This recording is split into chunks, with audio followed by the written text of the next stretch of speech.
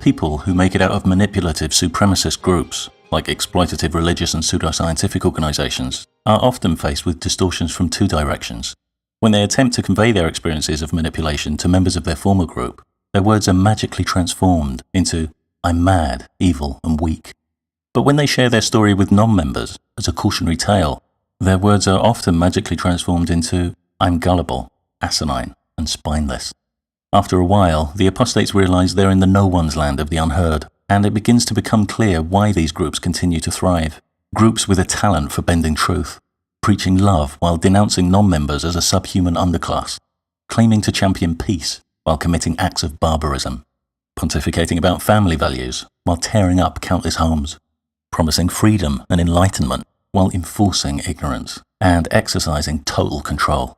I want to explore some of the mechanics of manipulative groups, dispatching some of the stereotypes about the people who get recruited by them, and reflecting on preventative measures we might take to avoid recruitment. But if there's just one thing I really want to do in this video, it's to communicate the importance of acknowledging a simple but profound fact. We can all be manipulated.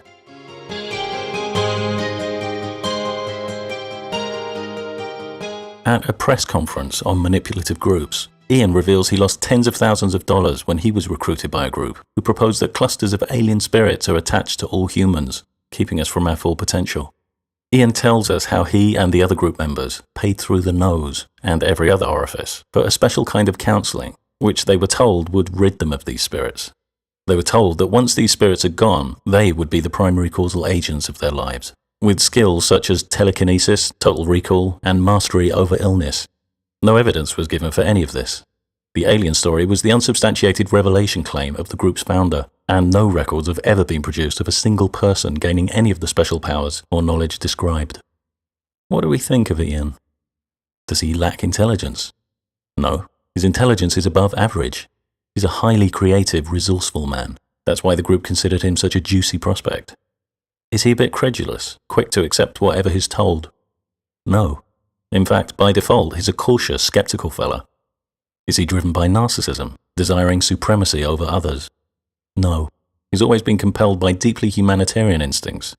Of course there are folks out there who are gullible, obtuse, submissive, power-hungry, escapist, lazy. But it's a huge mistake to assume that successful recruitment into manipulative groups depends on the presence of these kinds of traits. And while we're hunting for them in Ian's case, we're missing 6 crucial words. He was recruited by a group. He was subjected to a process. The idea of alien spirit clusters wasn't presented to him in the bald way he presented it to us. Ian was carefully steered through a sequence of experiences, so that by the time the alien spirits concept was mentioned, a range of key psychological elements had been established to ease its entry and help insulate it from criticism. Later on, I'll be looking at how this was done. Just as we can become distracted by the red herring of personality deficiencies, we can become misled by the notion of predisposing circumstance. Some psychologists have generated lists of situational factors that can leave us vulnerable to manipulative groups. Factors like weak family bonds or recent bereavement. Problem is, when we don't find ourselves reflected in those items, we can be left with the impression we're not vulnerable. When we see an item like weak family bonds, we might satisfy ourselves that we're not at risk because we have strong family bonds. But strong family bonds can put people at risk too. Many people are recruited by a relative, and if your whole family's been indoctrinated, you could be born into a manipulative group.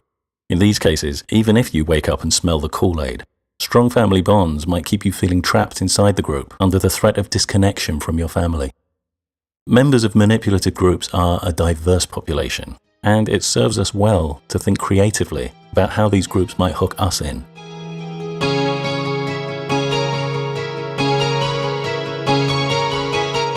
Some of us go through life convinced we possess an almost clinical objectivity, that barring deliberate deceptions or the odd quirky optical illusion, we generally perceive reality as it actually is, and that we make decisions on a firmly rational basis. For over a century, social psychologists have been ripping that fantasy apart, conducting experiments that elicit the most bizarre, counterintuitive human responses, and exposing a gamut of distinct biases, each of which distorts our perception in its own specific way. A landmark concept in social psychology emerged in the 1950s that provided a framework on which to untangle all kinds of paradoxical human behavior. Leon Festinger's theory of cognitive dissonance. It also described arguably the biggest implement in the toolboxes of manipulative groups, who not only rely on it to keep existing members under their influence, but also actively exploit it to recruit new members. Festinger and his colleagues proposed that we seek consistency within our cognitions, our thoughts, emotions, memories, perceptions, and that when we discover an inconsistency, we experience a psychological discomfort that motivates us to try and reduce that conflict. So, what does dissonance look like in action? Say we've been taught to believe all members of Group A are evil. One day, a friend we've always known to be a good person reveals she's a member of Group A. This arouses dissonance because our experience contradicts our belief. We can reduce this dissonance in a number of ways. If we're not hugely invested in the belief, we might opt for method 1, simply adjust our belief. We might, for instance, change it to, not all members of Group A are evil. If we're equally invested in the belief and the friendship, we might try to preserve both, using method 2, denial. We might refuse to believe our friend is a true member of Group A, granting her special exemption because she's just not like those other folks. If we're more invested in the belief than the friendship, we might go for method 3, select confirming information. Here, we cherry-pick information consistent with our belief and ignore information that contradicts it. Any flaws in our friend's behavior or attitudes can be turned against her, while her goodness is ignored. Festinger and his colleagues noted that when we experience dissonance, we'll tend to avoid information or situations that threaten further dissonance. For instance, if we've denied that our friend is a member of Group A, we'll want to avoid the subject in future conversations. Or, if we've used selective information to cast our friend as evil, we might quickly break off contact to avoid giving her the chance to reason with us. But sometimes our response to dissonance is so horrendously distorted that it makes us almost invulnerable to further dissonance, reducing our need for avoidance. For example, say we look for evidence that our friend's evil, but can't find any. What if, time after time, we're confronted with good? How can we possibly preserve our belief that all members of Group A are evil now? Well, all is not as bleak as it seems. We have method 4, repackaging. Believing that no member of Group A could possibly be good, we could repackage our experience of our friend's goodness as something it's not. We might tell ourselves she was only pretending to be good. It was all an act, a deception. And isn't that the most insidious evil of all? The evil that disguises itself as good? The wolf in sheep's clothing? We've now put our friend in a no-win position. Even her goodness has now become evidence of her evil. Now we don't even have to avoid her. Anything she does, good or bad, confirms our belief. Later on, I'll be looking at how manipulative groups explicitly employ these kinds of extreme contortions to put their critics in a no-win position and keep their members under psychological lockdown. Various experiments have shown how dissonance can be actively exploited to induce positive responses. In a 1959 paper, Aronson and Mills investigated the role of initiation procedures in attitudes towards groups. They advertised for female subjects to join a group discussing the psychology of sex, but before being accepted, subjects were told they had to pass an embarrassment test. There were 3 experimental conditions. Subjects in the severe initiation condition read out loud to the experimenter a list of words considered obscene, as well as sexually explicit passages. Subjects in the mild initiation condition read out loud a list of sexual but non-obscene terms. Subjects in the no initiation condition weren't screened. Each subject then listened to the same pre-recorded discussion, deliberately designed to be boring. They then rated their perceptions of the group. Intuitively, one might think the more severe the initiation, the more the discussion's dreariness would be accentuated. But the reverse was true. Subjects from the severe condition showed the strongest liking for the group, rating it as significantly more attractive compared with the ratings of the other groups. Aronson and Mills explained this counterintuitive finding in terms of dissonance between 2 cognitions. Subjects in the severe condition had gone through a difficult experience to join the group, but the group wasn't worthwhile. When we invest time, effort, money, emotion in an enterprise, we want to believe our investment isn't wasted. So, we repackage useless enterprises as useful. This result, supported by other studies, demonstrates how worthless groups can be made to appear worthwhile. A decade later, Knox and Inkster showed just how quickly actions can induce attitudes. At a racetrack, 69 bettors were asked by one experimenter, just prior to betting, to rate the chances of their horse winning. 72 bettors were asked by a second experimenter, just after placing their bets. Using a 7-point scale, on average, pre-bettors rated their chances fair. Post-bettors rated their chances good. One bettor, who'd given a rating to the pre-bet experimenter and placed his bet, then spotted the post-bet experimenter and asked if the two were working together. He then inquired if he could now change his rating from fair to excellent. Studies like this show the important role behavior plays in dissonance. In fact, when we're looking at the components of dissonance, we could divide them into three broad classes: behavior, emotions, and thoughts. Pull hard enough on one, and in our drive for consistency, the others will follow. When we behave as if we're committed, our thoughts and emotions often fall in line. But how do we become so heavily invested in an idea that we find ourselves twisting concepts into their opposites, bending good into evil, love into hate, just to preserve that idea? While cognitive dissonance studies tend to focus on the conflict between two ideas, those two ideas don't of course exist in isolation. Networks of reinforcing ideas often lie behind them. For instance, regarding our hypothetical belief that Group A is evil, maybe our entire community has always vehemently condemned Group A. We might have behaved hatefully towards some members of Group A ourselves in the past, based solely on this prejudice. We might also have seen Group A sympathizers being attacked and ostracized. If it turns out Group A isn't evil, we have some tough realities to face. First, we have to admit our entire community is wrong. This could tap into some hefty issues around trust, loyalty, and credibility. Second, we'll have to admit our own hateful behavior was unjustified. This could have big implications for our self-image. Third, we now face being attacked and ostracized if we defend Group A, which taps into our ideas of safety and security.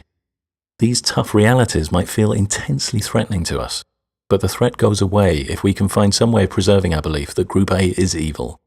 So it is that we might find ourselves turning on our friend just to preserve a false belief. And of course, this might in itself make it even harder to admit our mistake in the future, because adding to all the other tough realities, we'll now have to admit we betrayed a good friend. Our minds are not objective, logical machines. Our minds are vast networks of ideas, striving not necessarily for truth, but for internal consistency. In view of this, it's plain to see why childhood is by far the most preferred period for indoctrination into manipulative groups. Parents and guardians can get in there right at the start and insert any unsubstantiated concept they like into the child's basic initial framework without resistance. And being implanted so early, they stand a good chance of becoming core beliefs, with rich networks of ideas reinforcing them, including strong associations of identity at many levels: individual, family, culture, perhaps nationality. If the unsubstantiated concept is later challenged, threatening tremors could be felt in all of these areas. Indoctrinating adults, who've already developed an advanced cognitive network, isn't so straightforward. Manipulative groups often have to insert their unsubstantiated ideas into a distinctly inhospitable environment. And it's no coincidence that in order to achieve that goal, some groups will try to mimic those childhood conditions by infantilizing adults. When I was a Christian, we were repeatedly told that we needed to be like children, trusting and dependent on Yahweh, which, in the total absence of any evidence of Yahweh, translates to trusting and dependent on the humans who claim to represent Yahweh. And there was a nice little threat thrown in there. If you didn't become like children, you'd never get into heaven. In a similar vein, we were told, lean not on your own understanding. Do not be wise in your own eyes. The message in all these commands couldn't be clearer. Wherever your ideas conflict with those of the group, it's your ideas that need to change. Folks who submit to these commands can now have vast amounts of their cognitive network rewritten without substantial resistance, just like childhood. Of course, adult recruits are more of a bonus than a necessity for the major world religions, who are guaranteed a steady influx of child recruits, as long as the abuse of childhood religious indoctrination continues. Other groups who are more reliant on adult recruits often have to manipulate cognitive dissonance in more subtle ways.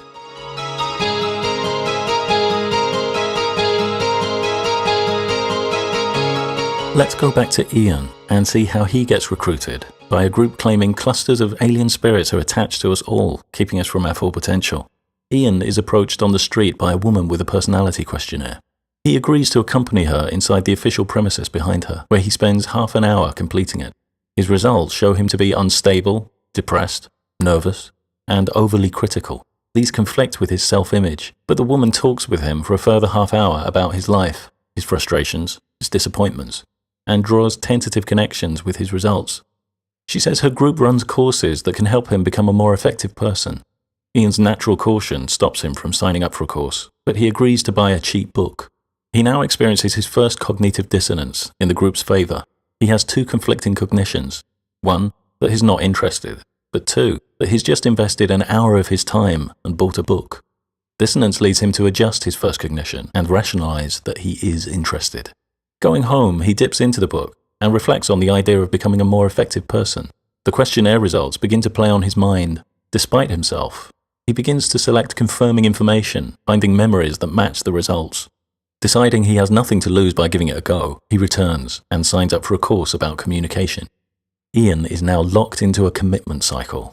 The more time and money he invests, the more he becomes convinced it's worthwhile. The easier he's persuaded to invest more time and money in further courses. The courses include odd activities like sitting in silence staring at another member, or endlessly picking up the same object. These meaningless tasks confuse Ian and induce trance states and hallucinations, increasing his susceptibility to direction. At the end of each course, Ian has to write up and read out loud to the group how the course helped him. This forces him not only to find meaning in the meaningless tasks, but to declare it publicly. Declaring benefits he doesn't really feel creates dissonance, which Ian reduces by rationalizing that he does feel benefits. His dissonance is further reduced in two ways. First, Ian's speech receives huge praise and applause from other members, validating his words and building on his feelings of acceptance and loyalty to the group. Second, the testimony of other members further justifies the idea that the tasks had meaning. Other activities train Ian not to react to provocation, for instance when being goaded with insults and jokes by other members. Ian learns to disconnect from confrontation. He rationalizes that this training is helping him focus. It'll soon be put to other uses. Ian's told of the group's interest in the betterment of humankind. Their aim is total freedom for everyone on the planet. This resonates powerfully with his own humanitarian concerns. But he's told about critics who want to sabotage this important work, spreading lies and alienating members. The group encourages Ian to avoid mainstream media for this reason. He's always been against censorship, but censorship has now been repackaged as a sensible precaution against destructive critics. The group now controls all information about the group. When later confronted by critics in person, Ian automatically disconnects from them, as he's been trained to do, blocking out the very folks who could help him. In everyday life, Ian feels better, sharper, more confident, more effective. But it's an illusion. With the group's courses pitched at kindergarten levels, in developmental terms, far from being stretched, Ian's been slowly regressing. After completing the basic courses, Ian's processed straight into the next level. A strange, over-ritualized kind of counseling is introduced, using lie detector-like technology to gauge his emotional reaction as he repeatedly confronts difficult memories. The aim is to nullify all emotional reaction to past traumas until it no longer registers on the apparatus. These counseling sessions are expensive, sometimes very tiring, but he frequently emerges feeling lighter. The sessions take him further and further into the past until he's not quite sure if he's dealing with real memories. Ian visits his parents. He talks about the group. His father is concerned about the money Ian's getting through and does an internet search on the group. He's disturbed at what he reads and asks Ian to take a look, but Ian declines, saying it's all lies. When he tells the group about his parents' reaction, Ian finds himself being interviewed at length, with concerns expressed about how their influence could seriously damage his progress. At the end of an exhausting session, Ian agrees to only discuss superficial subjects with his parents. He takes the issue to counseling to nullify his emotional reaction. The group's noble aim of total freedom for everyone on the planet has been repackaged. Total freedom now means freedom to do what the group allows. Everyone on the planet now means everyone who remains uncritical of the group. 3 years and thousands of dollars later, Ian's completed 2 levels of counseling. He's also expecting his second child with his new wife, also a member of the group. Time for level 3. He's led into a room and shown a document that tells him the following information. Millions of years ago, an evil galactic ruler transported billions of aliens to Earth in space planes, placed them around volcanoes, and blew them up with nuclear weapons. As they departed from their bodies, the alien spirits were then captured in electronic traps and subjected to a month-long 3D propaganda movie that implanted false ideas in them, including the world religions. These alien spirits roamed the Earth aimlessly, and when humans evolved, they attached themselves in clusters to their bodies. These alien spirits are what keep humans from fulfilling their full potential. Ian now experiences perhaps the most violent dissonance of his life. If he rejects the alien story, is out, and all the time, energy, and money he's invested in the group has been wasted. The group's strict policy of shunning dissenters also means the loss of his wife, his children, and all his friends. But beyond even these threatening realities is a deep-seated belief that will keep him under the group's influence, hemorrhaging money for another 2 years. I could never be manipulated. To him, the only folks who fall for cons are gullible, acquiescent, stupid. And that's just not him. And indeed, that wasn't him. Nonetheless, he was recruited, not because of some personality deficiency, but simply because he's a human being who, like all of us, possesses a brain that's evolved to strive towards consistency. In his extreme state of dissonance, Ian is led directly into a counselling session to nullify his emotional reaction.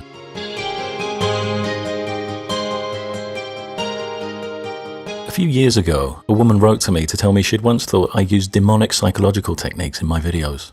She'd been in a very controlling fundamentalist religious group at the time, and was disturbed to find herself feeling persuaded by some of the atheist counter-arguments I was presenting. She was convinced I'd used satanic mind control to put her under a spell. This was no random rationalization. Her group had told her this was how the atheist got you, and she was terrified it had happened to her. To try and break the spell, she watched the same videos over and over to figure out exactly how I'd corrupted her. It was during this process of analysis that she came to realize the simpler explanation. She'd been persuaded by legitimate counterarguments. She then realized something else. She'd become an atheist. This woman's story is an illustration of how manipulative groups develop strategies to put critics in no-win situations. If I fail to persuade, I lose. If I succeed in persuading, I must be cheating. Therefore, I lose. Manipulative groups often possess a wealth of ready-made rationalizations, deviously designed so that their members' cognitive dissonance is resolved in the group's favor. Some of them involve splitting a single concept into 2 categories. We saw this with our hypothetical friend from Evil Group A, whose goodness was invalidated by repackaging it as a deception. Whatever good she did only proved her deceitfulness. Here, goodness was effectively split into true goodness and false goodness. Group A's goodness was always false. The authors of the Bible perform a similar split in regard to wisdom, dividing it into true, godly wisdom and false, worldly wisdom. Worldly wisdom, which employs human philosophy, reason and logic, is dismissed in various books, including Proverbs and Romans, but 1 Corinthians goes further. In chapter 1, we're told that godly wisdom appears foolish to the worldly wise, that Yahweh has deliberately chosen foolish means by which to confound the worldly wise, turning the worldly wise into fools. This repackaging of wisdom allows the group to rebuff all criticisms out of hand. Of course the critics think their religion is foolish. Their God deliberately made their beliefs incomprehensible to the worldly wise. Manipulative groups sometimes try to shield themselves from their critics by keeping their beliefs secret. Some groups suggest their beliefs are so potent they could strike down or even kill the uninitiated. When he was recruited into the Unification Church, otherwise known as the Moonies, Steve Hassan, a leading writer, speaker, and counselor in the field of manipulative groups, was told, "You wouldn't feed a baby thick pieces of steak, would you? You have to feed a baby something it can digest, like formula." Well, these people are spiritual babies. Don't tell them more than they can handle, or they'll die. Lafayette Ronald Hubbard, founder of pseudoscientific Dianetics and Scientology, suggested that if folks were told about Scientology's Xenu creation myth without appropriate preparation, they might develop pneumonia. The Xenu story has become pretty common knowledge due to countless testimonies from ex-Scientologists, but a global Xenu-induced pneumonia epidemic has yet to be reported. Some groups claim it's pointless to try and explain beliefs that are too advanced for non-members to comprehend. Heaven's Gate was a UFO religious group who committed mass suicide by ingesting phenobarbital mixed into applesauce, believing this would allow their souls to be picked up on a spacecraft trailing the Hale-Bopp comet. In a testimony video recorded shortly before their deaths, one member used the analogy of a person on a doctoral degree in quantum mechanics, trying to explain to a second grader what he's learned. Another favourite maneuver used by manipulative groups to deflect criticism is to develop a persecution narrative.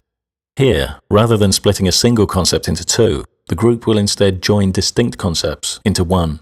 Persecution is about the systematic mistreatment of an individual or group. It's about cruel and unfair behaviour, where a group is angrily criticised and condemned for social, legal, and/or ethical violations. That's not persecution, that's protest. Government officials jailed for criminally denying the rights of people they personally deem unworthy are not being persecuted for their religious beliefs. Parents jailed for letting children die by denying them vital medical assistance are not being persecuted for their religious beliefs. They're being punished for their own cruel and unfair behavior towards their fellow humans. By repackaging appropriate protest and punishment as persecution, not only do manipulative groups get to commit all kinds of abuses guilt-free, they get to feel like martyrs while they're doing it. Consoling them further are passages from their holy books that promise great rewards for being persecuted, after they die, of course. It's been put to me more than once that critics don't stand a chance against belief systems that are so psychologically ring-fenced and can wield such gargantuan carrots and sticks. And yet critics do get through. Though the odds are stacked in the group's favour, dissonance isn't guaranteed to go their way. Time after time, something sticks. A phrase, an image, an argument, a question. That tiny fragment of clarity is sometimes all it takes to instigate a process of self-extraction. So, critics take heart and speak out.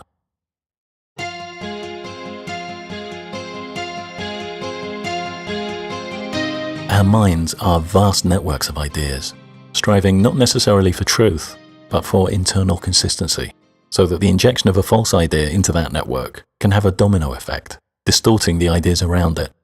From this, three things become clear. 1. The importance of anchoring our beliefs in firm evidence and valid, sound logic. The more we lower these standards, the easier false ideas slip inside. 2. The importance of getting comfortable with not knowing. If we don't know whether an assertion is true or false, we need to be real about that. Taking the dishonest position of "I know," based on what we want to believe, could lead to false rationalizations if future evidence contradicts us. Taking the honest position of "I don't know" means future evidence can be assessed openly.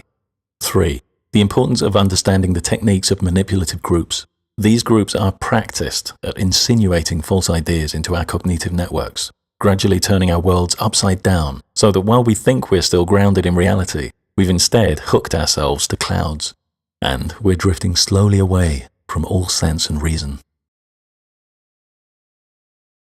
One of the best preventative measures against recruitment?